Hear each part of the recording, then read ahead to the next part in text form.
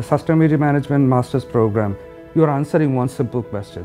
Do you care about your future generation? If you care about your kids, their grandkids, then you care about sustainability. And a sustainability manager is someone who has the tools to make people understand how they can contribute towards developing a sustainable world. We have both part-time and full-time students. Our curriculum is 30 hours. Instead of thesis, we have a research project course and a seminar course which provides them with the kind of research background they will need to be successful in their job. But at the same time, sustainability is not always everything about environment. It also relates to the business. They will take a sustainable business strategies course. They will take a project management course. Most of these courses are going to be taught by industry people, the people who are doing sustainability on a daily basis as a part of their job. Any organization that has a large number of employees and has a physical infrastructure, they will have to have a sustainability office. If you have the passion to develop and maintain a sustainable world, come to us and we will help you shape your passion into a career which will create an impact.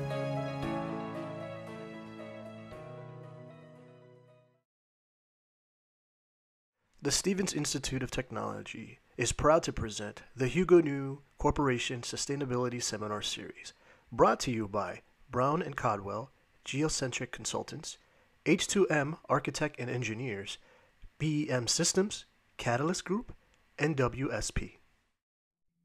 So what we're really going to talk about today is a little bit about living in harmony with nature. And I know you've covered some of this. We're going to talk a little bit about a whole bunch of topics. And it doesn't matter if you change everything. And if you go out of getting this master's degree, or if you're undergraduates or others, and you say, I'm going to change the world tomorrow, don't worry about changing the whole world. Just do a small change first. Do everything in bits and pieces. That's the most important thing you can do. And you should do it in such a way so that you can help overall. I have a question. I'm going to ask you to answer it. And the question is, why should we care? And anyone who wants to jump in, unmute yourself and just jump in. I'm not formal. Why is it that we should care about sustainability? Because it impacts us. Well, I love that answer. Yes. The Earth was here before we got here. The Earth will be here when we're extinct. But in the interim, we can have a pretty good life if we just took care of this planet. Now, that's a bit selfish, but I think survival is a pretty good thing. I hope all of you did all right in Hurricane Ida, which, by the way, has been a running joke in my family because that was my mother's name. So we think she's sending us a message. But the reason we should care is because we live here. I put this up only because it's such a great quote.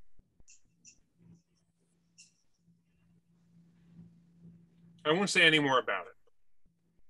But if the 4 years prior to January doesn't give you this as something to think about, then I don't know what it is. That's my only political comment for the evening. That's it. Important question. You have probably all taken attitude surveys. And I've taught for a number of years. I teach here, I teach at Rutgers. I've taught 7th grade, 8th grade, 10th, 11th, and 12th grade sciences, taught in summer camps. Is this true or false? Did anyone jump in? Don't be shy. Catherine, you happen to be on my screen, so don't be shy. You're going to get nailed with the question. No, I think it's false. Why? Because you can think something and feel a way about something, but still not act towards it. Perfect answer. It's usually easier to not act towards it. That's a perfect answer. In every study on education that's ever been done, there has been that I've ever seen. I shouldn't say there are always studies I may not have seen, of course, but in any study I've ever seen on education and attitude and behavior, there is no correlation between people's attitude and their behavior. So people will tell you they want to recycle. People will tell you recycling is good, but that doesn't mean they do it. If you look none of us wants to be sick. And I'm not going to ask you for a survey, but there are so many people who aren't inoculated against COVID. Yet their attitude would be, I don't want to get this, but their behavior doesn't match the attitude. And we won't get into the politics or the science of it. But, you know, growing up, of course, I'm much older than all of you, except, well, maybe not for you, Tim. So maybe I'm not a whole lot older than you, but I probably am. The simple fact was, when I was little, you got polio vaccine. It's great. You got to eat a sugar cube. It was wonderful. Do you remember that? Dibs, do you remember getting a polio vaccine by sugar cube? Oh, yeah, like again, that was so long ago. We are really old, man. Thanks a lot. And getting, you know, different inoculations that were just, it's just what you did. But attitude and behavior aren't directly correlated. So all of you on this call today, I am charging you by the end of this call. You are change agents. Your only goal, don't give a darn about attitude. You must change behavior. You must get people to change what they do about the environment and sustainability. You can start with yourselves. You can start at home, wherever you want to start. But if you don't change the behavior on sustainability, you have not succeeded. And that's been my goal for many years. That's an important point. And probably if you remember nothing else today, I want you to remember this. And I know you've heard of this probably before, community-based social marketing. Doug Mackenzie Moore is the author. It's all about the impediments, as you may be aware, to what happens with behavior modification. And we know it works. None of you get in a car today without putting on a seatbelt. You know, many of you don't smoke. I hope none of you do. You know, you can change behavior with that. Many years ago, I was in this when it was the Soviet Union, and we could have rented a car. And they said, however, be aware that if you violate the seatbelt law, it will result in a long prison sentence. And the police can take your license in your car at the side of the road. It's a very different country. You know what? Everybody had a seatbelt on. Behavior was changed. I'm not justifying it, just telling you behavior was changed. So let's talk about where you are. Every one of us right now is in a building. And buildings are huge draws of energy, and they are huge producers of greenhouse gases and huge consumers of resources. Look at those numbers. So when you think of the built environment, number one, it's not natural. We artificially create this no matter where you are. Samir, how many are in the classroom with you? Samir? Right now, there's 3 of us here, but the rest of them are online through wherever they are. Wherever they are. Yeah. So the fact is we have this whole room being used, this whole campus, and it's a beautiful campus you guys have. I hope you get to go back to it often. That is a huge consumer of energy and resources. And you need to realize that this, and I will apologize again, I don't know what it is about Zoom. It just keeps freezing me up. It doesn't like me. This does not lead to sustainability. It's very important that you think about sustainability in 3 ways. I have worked with many companies that have great ideas. I've been at this on my own for some 26, 27 years. I've been doing it far longer than, I won't say that most of you have been alive, but that's probably true, right? God, I hate when I say that. The simple fact is there are 3 things that go into sustainability. Are you doing good for society? Are you doing well for the environment? But if you go bankrupt, what good is the plan? Again, I go back to that earlier comment with Hugo New. There's nothing wrong with doing well as long as you do good. We know what economic prosperity is, and I assume all of you are striving for some level of economic prosperity, correct? Nobody here wants to not be prosperous or successful. So Rachel, you're nodding your head yes. I'm assuming that's a yes. You want to do really well, right? Okay. So I want each of you to think about one of the things you can look for doing really well. I'm going to show you a picture in Hoboken of a building you could live in, assuming you do well, that also does good. So let's fix this yet again. Samir, you can't fix this for me, can you? No, what? Yeah, it's just a Zoom thing. I don't know. Social responsibility is doing the opposite of what Elon Musk said today. I don't know if you saw the articles in the business section, where he sent a memo to all of his staff, exhorting them to do more production for the year. And his only motivation to them was thank you. Well, excuse me. I think he has enough money to give everybody a bonus. I don't know if that's true, but I think he does. And the simple fact is you have a responsibility if you go into business or you have a company for everyone around you, the people who work for you,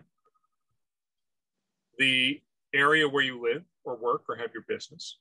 You're familiar with environmental justice. I won't get into a lot of that today. I'm sure you're going to cover that a lot in your course. And the society around you. And it's a shame when we don't do that and take good care of that. I don't, maybe some of you could help me. There's a CEO out, I believe it was out of California, who took a huge pay cut. Do you remember this story?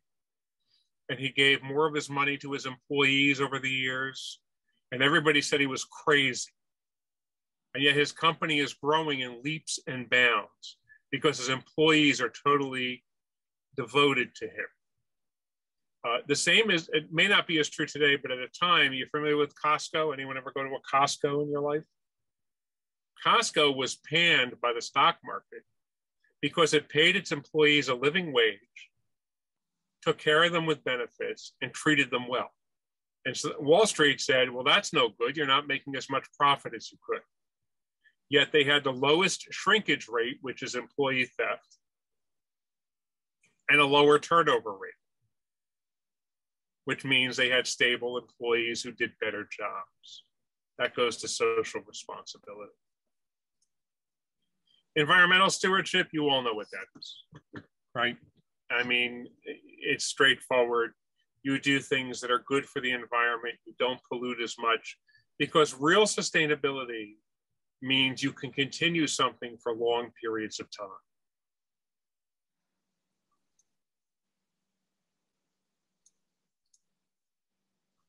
I'm going to take you through some green buildings. Many of you, some of you know, not all, that I've been very active in LEED and green building for a long time. In a number of years, a few years ago, I was the executive director of the local chapter, and we gave out awards in 2019. And we gave out these awards based on different programs. And this is to show that the built environment, which I started with, correct, can be beneficial. Now, you know, we are here in Union City, which if you study demographics, you know, is one of the most densely populated municipalities in the state and in the world, actually. And this building was designed to be LEED certified. Anyone not familiar with LEED, if you can do a raise hand, right, on this, Samir? Raise your hand if you're not familiar with LEED. And Wayne, like Rachel just informed everyone that she remembers the name of that guy. His name was Dan Price. Very good. Nice job. Does she get extra credit for that? This building was not only designed in Union City to be environmentally helpful, and by the way, as you know, a LEED building is healthier for its occupants, but it also on that first floor, and I hope it worked out well, you can see, I don't know if you can see my little pointer here, it has a community kitchen to teach people about nutrition. Okay. And this is not a bad looking building. This building, Rachel, this is the one I referenced to you, but for any of you who think you're ultimately going to be financially successful, this is right in Hoboken. Candela Loss, I looked at this up. This is a LEED Platinum and WELL certified building simultaneously. I'm sorry, not WELL, I apologize. It's a passive house. Now, for passive house means the building is essentially close to net zero on energy consumption. This is one where you have to be financially successful to live because it's very expensive condominiums. But the fact is they have very little environmental impact. And it goes to show you, and I'm showing you both pictures because I want to show you that a building built for the average person and a building built for the very wealthy can both be environmentally okay. Has anyone seen this building at all in your travels around Hoboken? No. It's absolutely, I've only seen pictures, but it's gorgeous. It's beyond, it's ridiculously gorgeous. And the fact, look at all the glass. But with all that glass that's there, it's still got a passive house rating, which means it almost doesn't need supplemental heat or air conditioning. That's how efficient it is. So do well and do good. You're in Hudson County. Anyone know where the school is? This also was LEED certified. It is nice because the School of Technology in Hudson County can teach students how to build sustainable buildings. Subaru's down in South Jersey. They did get an honorable mention because they tried to do something different. Colgate Palmolive, I've given a lot of points to lately because they're a company, big corporation. You probably have used toothpaste or something in your lifetimes, right? They are really striving for LEED zero. And that means the building has zero energy consumption, zero solid waste generation. And when a big corporation does this, it tells you that they are thinking about the climate and everything else in the broad spectrum. Close to home, and I hope it worked really well. Does anyone know? I wasn't in Hoboken. I know you guys got hammered pretty hard in Hoboken with the storm. Anyone know if this park did its job? No idea. Well, that's your assignment. Samir, you're in charge. So you Yep. spoke, and therefore I'm assigning you a project. You're in charge of going to see how this park fared in the storm. I actually live right around the corner from there, and it stored its full capacity, and that area itself was like didn't flood too bad, but Jackson Street was still flooded for at least 24 hours after the storm. So it needs more capacity somewhere. Oh, look, this is not meant to solve the flooding problem in the city of Hoboken. Right, yeah. But if you had more of these, Yes. that's the key. Yeah, there are a couple of problems when, one is it's basically totally built in town, there is not much of green space anywhere, but that's why they got the rebuild by design thing, that's whatever, however many millions of dollars, that once that thing works out, I think that again, we'll be in a much better shape. And the main thing is the geomorphology of it. It's basically a basin, we are lucky at Stevens because we are on the ledge of the basin, but we do not get hit by the flooding that much, but everything else is pretty much flooded in Hoboken. So, maybe that particular space did not get flooded that much. As Catherine said, at least there is some space for the water to soak in, but the rest of the area, well, anytime, anytime there is a little bit of rainfall, we get flooded. So if we get hit by more Idas, God help us. Well, and I hate to say that we're going to be hit by more Idas, but I hate to tell you, I think we are. Yeah. And I think every climate scientist I've ever spoken to has said the same thing. It's inevitable. Yes. This kind of work, look, this isn't going to solve Hoboken's problems, but if every single green space was designed around this, this is something that would help. And look, I live at an elevation, I'm probably about 400 feet above sea level where we live, 300 feet. We had almost 9 inches of rain here. I had a little seepage in my basement. Now, had my sump pump failed, we would have been in serious trouble. But, I've done drainage around this property behind me, which you're looking at as a partial rain garden, and it did its job. I mean, rain and water do a good job on my property, very little impermeable surface. So I do try to put into place what I talk about. But the fact that Hoboken did this, to their credit, Hoboken's really a leader in this. I also want to show you that small steps matter. You may remember this from a few years ago if anyone's been here before. Your students, some of you undergraduates, some graduate, if I have this correct, and some folks who were from the community. A few years ago, I was doing a project in Bayonne. And the project in Bayonne was to redo a customer service center for public service, which is where people go to pay their bills. Now, Bayonne, like Hoboken, is not noted for its green space. This is a very tiny little building and a very tiny lot. And one of my not professors, but one of my colleagues at Montclair State, where I went to school, said, would you take on a couple of interns to do a project on a LEED building? This is a LEED certified building. And the students knew very little about sustainability. And I said, well, I can't think of what else to do except this backyard is horrible. So you're going to design a rain garden for me. And they knew nothing about botany, nothing about landscaping, nothing about water, nothing about anything, to be perfectly honest with you. I said, well, that's what a mentor does, right? Took them to the site, took them to a few plant nurseries, and I said, you must design for me, your final project for your professor will be design me a rain garden. I don't know if it'll ever get built, but you have to design it. And I forbid you to use CAD. You must do all your drawings by hand with rulers, measure things out by hand and figure out what all the dimensions are, and submit to me a plant list that I will approve or disapprove. This is what they came up with, which is not a bad hand drawing, I want to tell you. I told them it probably wouldn't be built because I knew this would be fairly expensive to construct.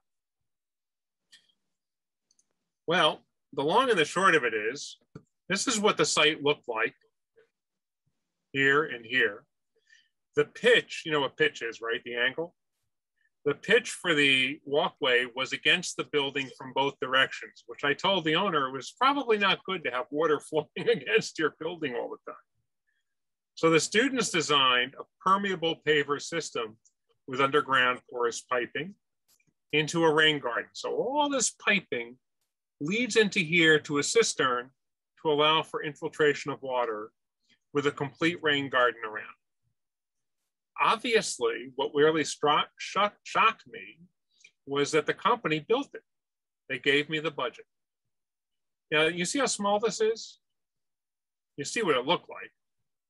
This is $30,000, which is no small chump change. Not even for a professor at Stevens, this would even be money. Or a graduate student, right? Are you a master's or PhD candidate, Samir? I'm a PhD candidate. Well, even for how much they pay you, that's a lot of money, right? Yes, anytime. The company went for it. And you see this chair here?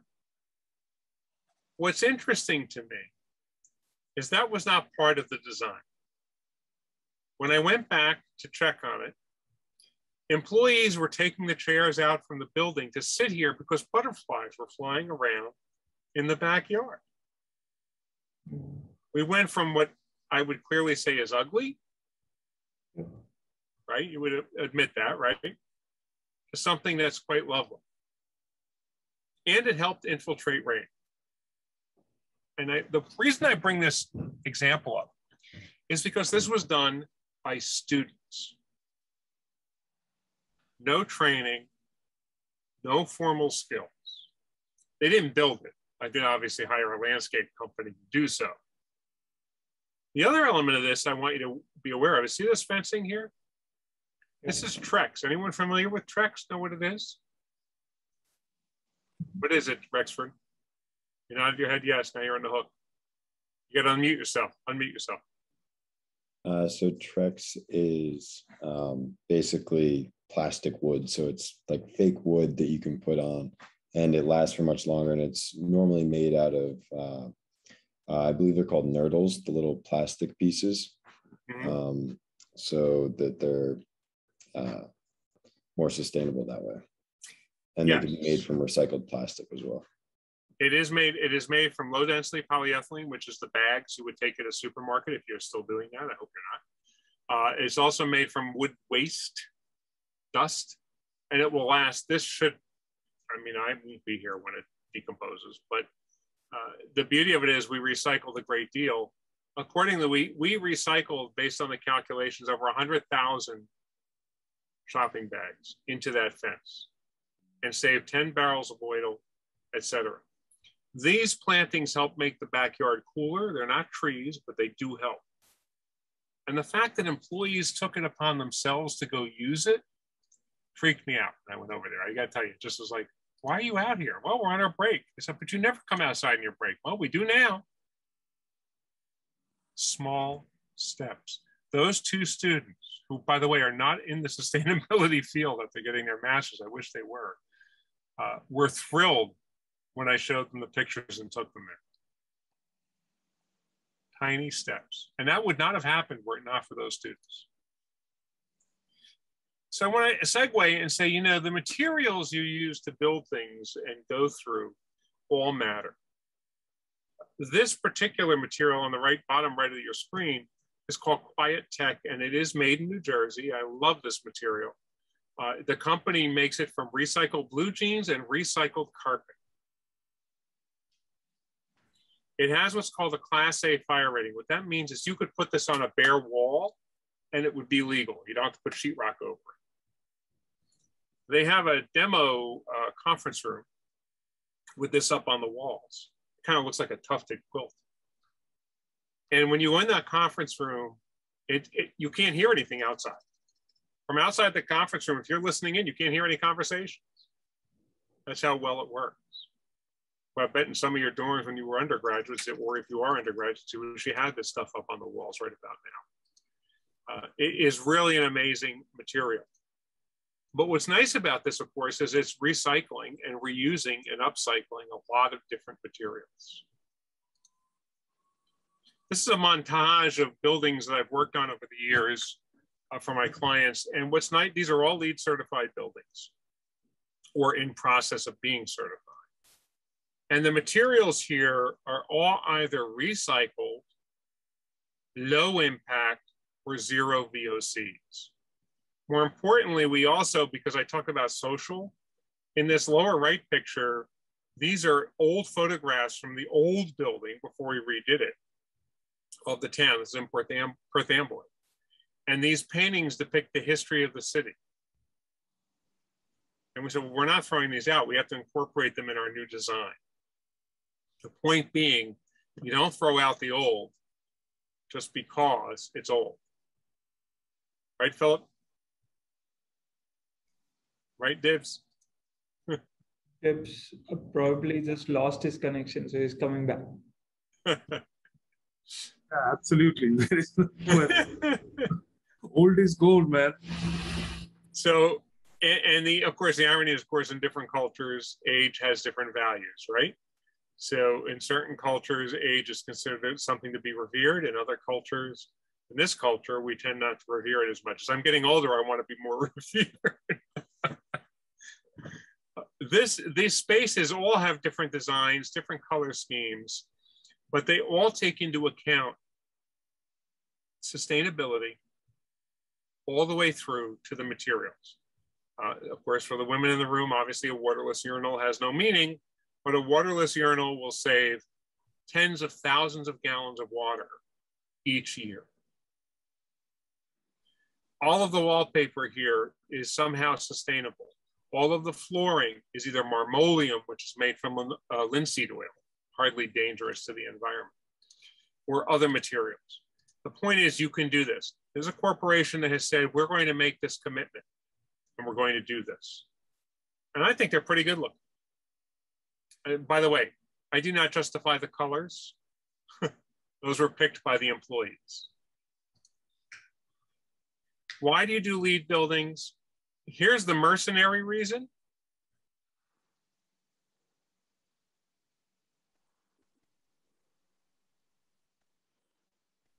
So if you're the corporate president of PNC Bank, what are you going to mandate every time you build a branch based on this study? That's a pretty, and by the way, LEED buildings cost no more per square foot than non-LEED, but you're going to mandate this. So let's talk a little bit about energy. I'm not going to get into a lot of the details and make you read these graphs, but you're all very familiar with climate change. I don't call it global warming. It is climate change. It's a whole different beast. Here in New Jersey, we're going to be wetter and warmer. Other parts of the country, obviously, in the West are going to be drier and warmer. I don't know which one's better. I don't think either one. But you can see what's happened to the CO2 levels going up in the world. This is a image from the International Space Station of Hurricane Ida. This is a big storm. It had huge impact. We just crossed 30 people dead in New Jersey. They found more bodies today. If you live in New Jersey and you're anywhere in those red zones or the blue zones, you got problems. Anyone here live in any of those zones on this map? By the way, I'm just curious. You can just say yes. I hope you don't. But if you do, get stilts.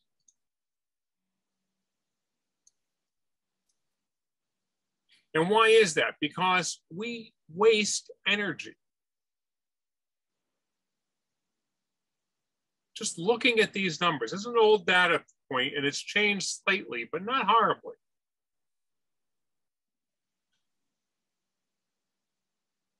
Computers use energy, and every one of us uses it. Cooking, cooling, and cooling is going to go up because we're warming. Hotter, wetter summers mean more air conditioning. The important point here is take a look at renewable energy. This is in 2017. We're nowhere near where we need to be.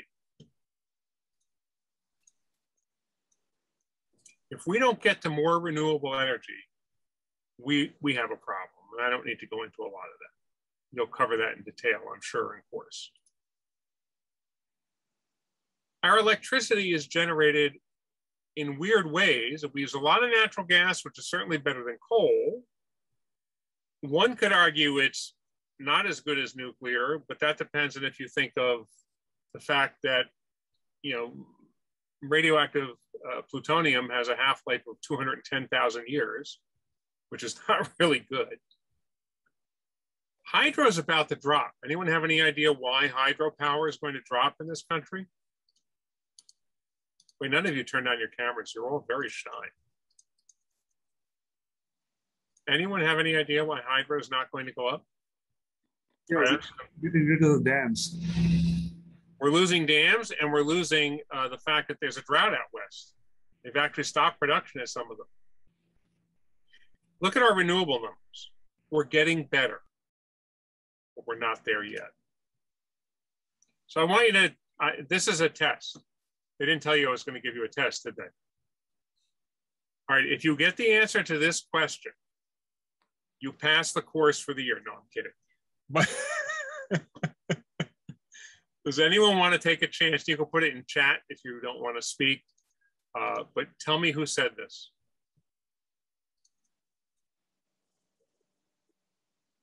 No one? Oh, what a bunch of cowards. I didn't take a guess. Bill Gates. Who said this statement? This is a quote. Is it Bill Gates? No. Good guess, though, because you're a PhD candidate, you don't care. No one else? Is any chances Elon Musk? Nope. Oh, sorry. Was it Trump? Oh, God. Who said that? I was thinking, I don't know, maybe the quote might be someone's completely unexpected. So who knows? No, that's almost scary. And now, you know, I got to go throw up now. I'll be back in a little bit, okay? No. Okay. Can you believe that? We've been talking about this for almost 100 years. Now, if that's not scary, I don't know what is. So you have an obligation to make this a reality. And if you don't know the history of these three gentlemen, you know who Thomas Edison was, right? Please tell me you all know who Thomas Edison was. Henry Ford. Yeah. Harvey Firestone. Anyone drive a Firestone tire? These gentlemen, along with other industrialists of their time, would go camping all the time. Guess what? They drove Ford cars on Firestone tires. It was actually interesting, and to me, this is prescient. So if you reduce energy consumption, you can change the dynamic. The picture on the left, high intensity discharge mercury vapor lamps, on the right, LEDs. Look at this boiler on the left. This little tiny thing replaced this giant boiler.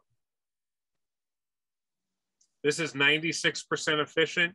This is about 40%. You know, that makes a huge difference. Here, the customer is trying to raise the temperature of a warehouse, the absolute temperature. Here, using an infrared system with radiant heat, so the body feels warm, but the space is cold. We can be creative.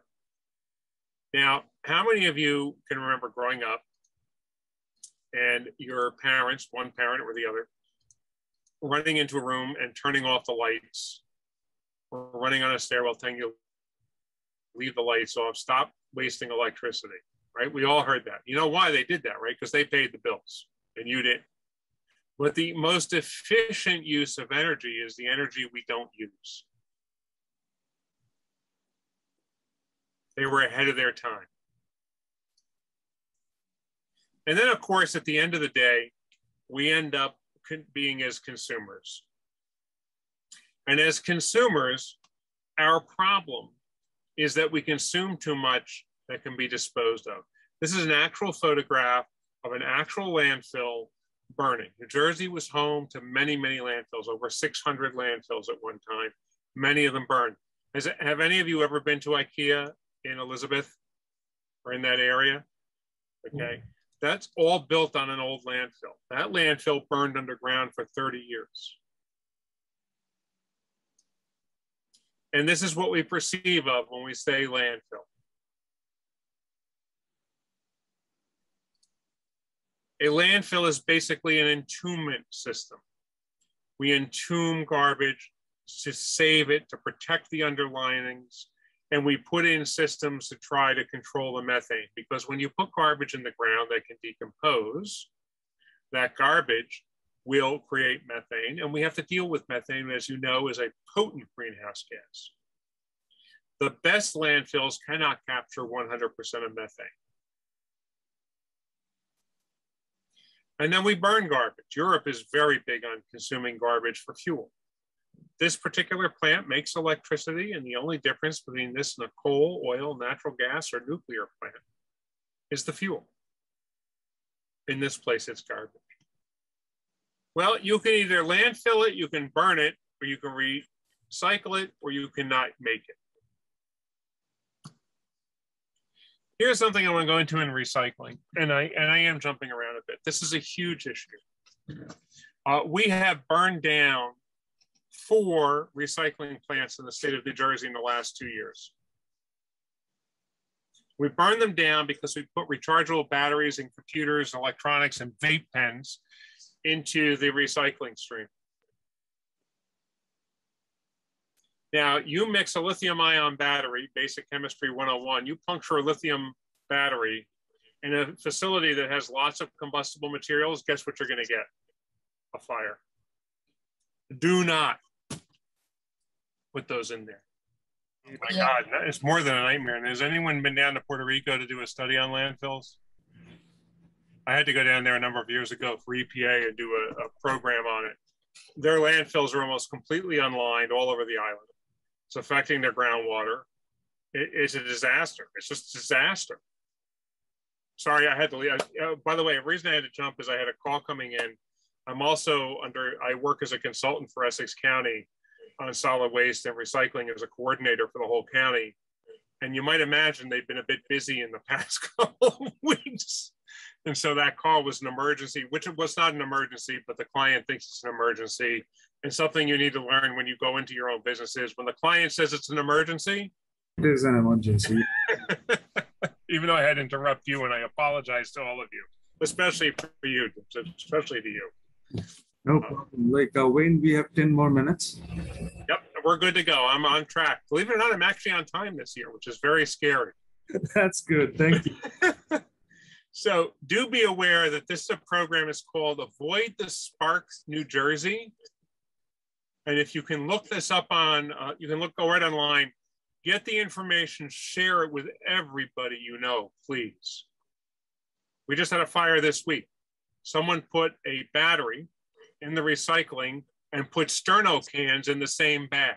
Now they punctured the lithium battery next to sterno in a pile of paper and plastic. You know what that meant?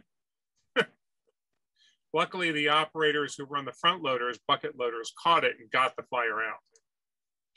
So this is single stream recycling. We do single stream and dual stream. And the problem with this is people think that single stream means you can put garbage in, and you can't. If you take a look at this picture, does anyone tell me anything in here that shouldn't be here? Come on, and you got to participate. You won't turn on your cameras. I don't know why, some of you. You won't. You got to open your mic and say something. Well, there's the thin, the low, whatever plastic. It looks like there's paper towels. There's some paper towel. There's plastic bags you cannot put in the system. Anything that's a composite between plastic, foil, paper, and cardboard. Absolutely. And it depends on where you are, of course. But there's a lot in here people just don't take the time to learn. So here's a second assignment for all of you. Whether you're in the class or just citizens, your job is to make sure you recycle perfectly in your community. Because this is not garbage. And if you remember nothing else about recycling, you must remember that recycling is the reclamation of a commodity. If you contaminate the commodity, you have garbage. If you treat the recycling like garbage, you have garbage. You must treat it for what it is, a raw material that has value. And if you can get everybody to think of it that way, which is a behavior modification, I want you to know, that changes the dynamic of recycling. Because in the end, this is what you want to see, clean, whether it's single stream on the left or dual stream on the right, you want to see clean, separated material. And when you do that, you create something that is a commodity that can be made into new materials. Has anyone here ever played with a Slinky? Yes. Right? I keep one in my office just for the stress days, you know. Those are important. Slinkies are made with recycled steel partly, so that's good. Everything in this picture has a post-consumer, and that's the key, content component. The reason I put this in is purely historical. My grandfather started a business that made large-scale litter baskets, and that's how we grew up making these things. This is a tiny one I keep in my office. Let's jump to food. And that's where we're going to end this before we end it real quick. How many of you have thrown out food because it says Best Buy July 31st? Don't do that. Do you know who created the Best Buy standard? The manufacturer of the food. So let's take, for example, a can of soup that says Best Buy July 31st, 2020. We're now in 2021. Is the can bulged? No. Well, if it's not bulged, the soup's probably not bad. That was the whole point of canning. They found canned foods in the South Pole from Robert Perry's expedition that was still edible. Best Buy is what a manufacturer creates, so you throw the food out and buy more.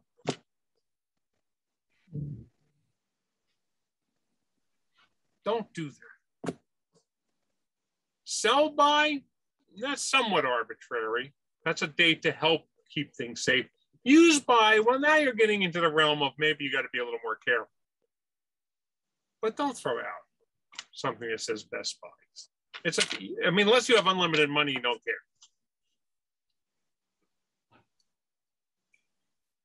What you do have to get rid of, we can compost. So here are 3 scales of compost here. And I apologize for the quality of some of the imagery. If you have the yard, backyard composting is a wonderful thing, correct? I don't know how many of you have the land. Land is tight. I get that, especially where you are in Hoboken.